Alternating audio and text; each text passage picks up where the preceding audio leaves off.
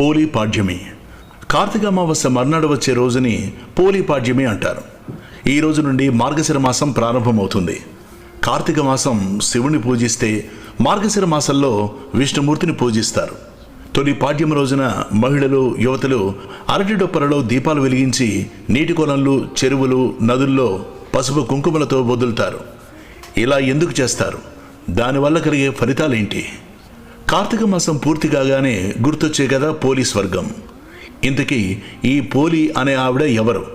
ఎందుకు పూజిస్తారు అంటే ఆసక్తికరమైన కథలు చెప్తూ ఉంటారు. కార్తీక మాసంలో శివకేశవుల ఆరాధన, నదీ స్నానాలు, పురాణ పఠనాలతో సందడిగా గడిచిపోయింది.